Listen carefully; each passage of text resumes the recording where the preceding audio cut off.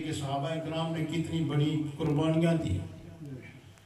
حضرت یاسر رضی اللہ تعالیٰ عنہ جب وہ مسلمان ہوئے تو ان کا جو مالک تھا، یعنی اس وقت غلامی کا دور تھا، اور وہاں بڑے بڑے جو مشرکین تھے وہ جمع ہوئے۔ انہوں نے کہا کہ یا اسلام چھوڑو یا تیار ہو جاؤ۔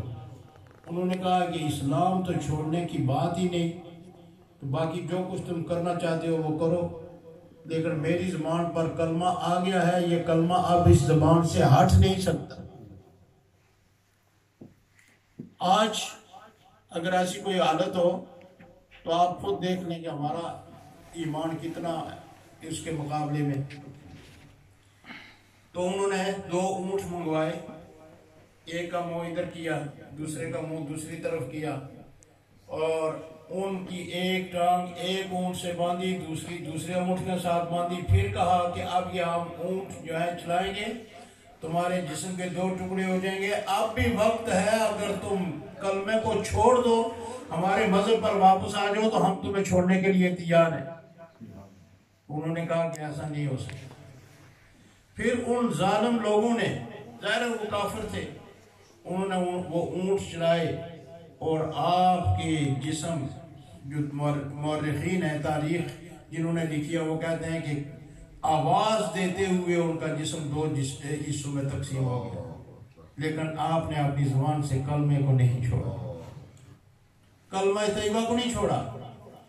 آج جو اس سے میں نتیجہ آپ کے سامنے عرض کرنا چاہتا ہوں کہ ہم اسلام کے لیے اپنی معمولی سی خواہش کو نہیں چھوڑ سکتے،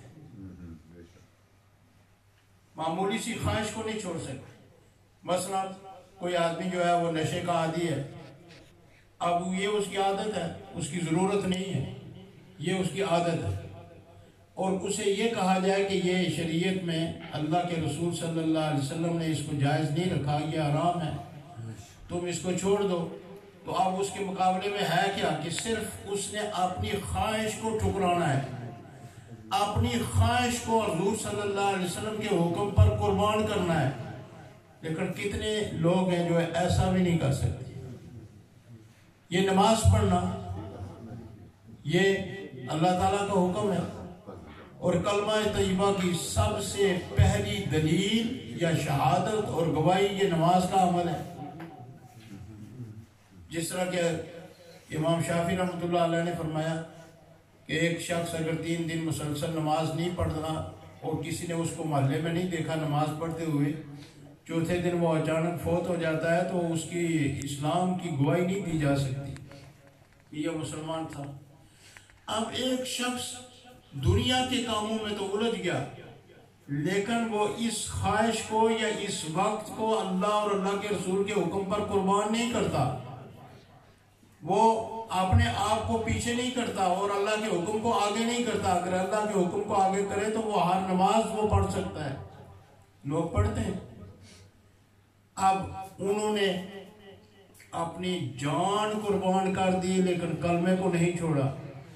لیکن آج ہم ہیں کہ ہمیں اتنی بھی قدر نہیں کہ اسلام کے جو فرائض ہیں، جو اسلام کے محرمات ہیں، جن چیزوں کو اسلام نے حرام کیا ہے، ان کی خواہش جب دل میں پیدا ہو تو ہم اس کو چھوڑ دیں صرف اللہ اور اللہ کے رسول کی رضا کے لیے۔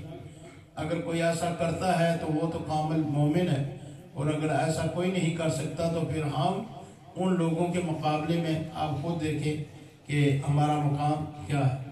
حضور صلی اللہ علیہ